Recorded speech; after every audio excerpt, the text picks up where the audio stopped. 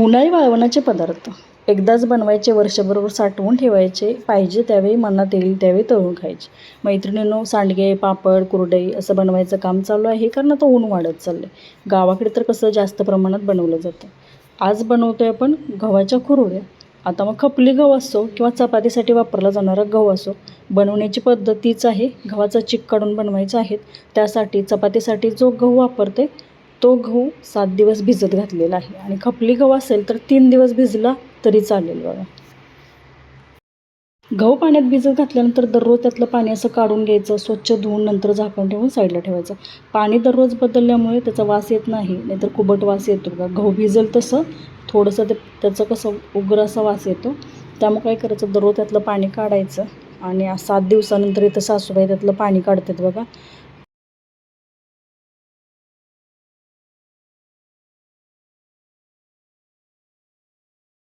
थोडं थोडं मिक्सरच्या भांड्यामध्ये घालून हे बारीक करून घ्यायचं आहे मैत्रिणींनो.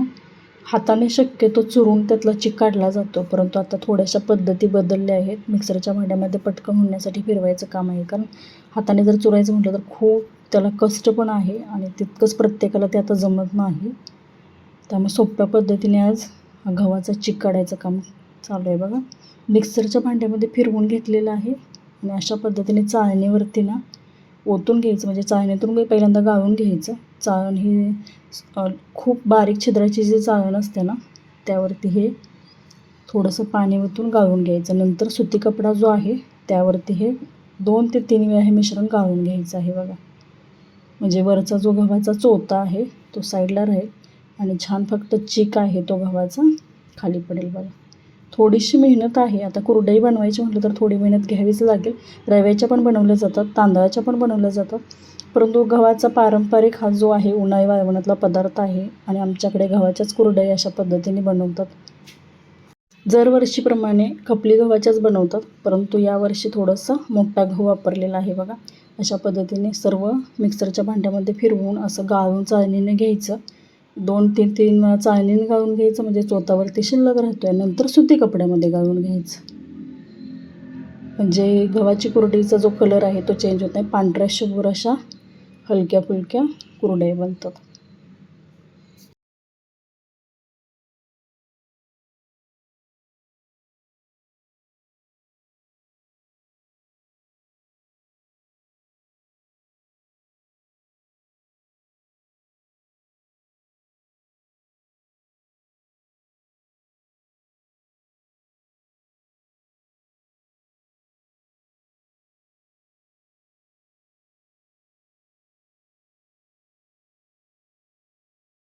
संपूर्ण भिजवलेला जो गहू आहे त्याचा चिक काढून झालेला आहे आणि हा बघा आणखी एकदा सुती कपड्यामध्ये गाळून घ्यायचा.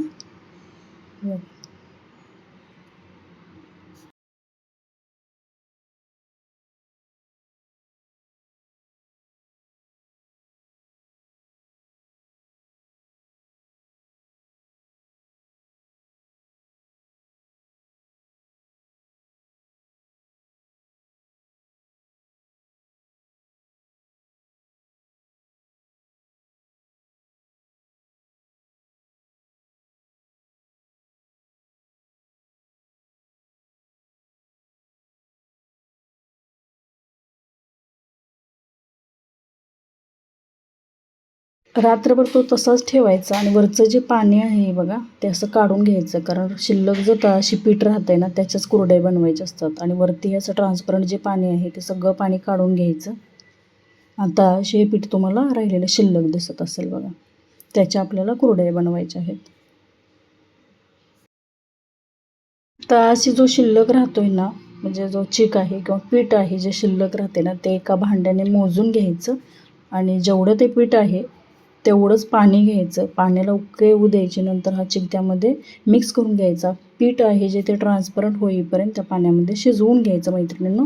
तो व्हिडिओ जो आहे तो माझा स्किप झाला. चवीनुसार त्यामध्ये मीठ घातलं जातं आणि जेव्हा ते पीठ आहे पूर्णपणे काचेसारखं ट्रान्सपरंट होतं तेव्हा शिजलं, म्हणजे आपण पिठलं कसं वैरून घेतो तसं हे पीठ वैरून घ्यायचं. प्रमाण जे आहे हे पीठ मोजायचं, तेवढंच पाणी त्यामध्ये ठेवायचं. प्रमाण अगदी अचूक आहे, परंतु कसा काय माहीत नाही, पण व्हिडिओ तो डिलीट झाला आणि तुमच्याबरोबर तो शेअर करता आला नाही मैत्रिणींनो. पीठ तयार होतं ते शिजवून घेतलं आणि छान अशा कुरडया बघा पाडलेल्या आहेत.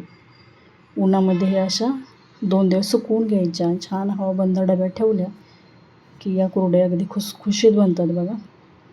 एक बाजू छान सुकली की दुसरी बाजू पलटून छान उन्हामध्ये वाळवायच्या. आणि हे उन्हाळी वाळवण्याचे पदार्थ उन्हाळ्यातच बनवून ठेवले की वर्षभर खाता येतात.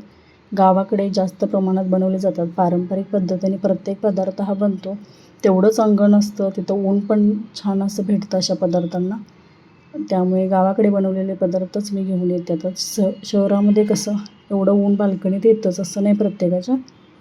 आणि छान अशा कुरडया बघा बनवून झालेल्या आहेत. थोडा व्हिडिओ इकडे तिकडे मागे पुढे झाला, परंतु तुमच्याबरोबर हा व्हिडिओ शेअर करण्याचा मी प्रयत्न केला आहे बघा. कुरडया झाल्या तशाच त्या 2 दिवसांनी वाळल्या आणि तळल्यानंतर बघा किती खुसखुशीत अशा पांढऱ्या शुभ्र कुरडया झालेल्या आहेत. मैत्रिणींनो, व्हिडिओ आवडला असेल तर लाईक नक्की करा, शेअर नक्की करा.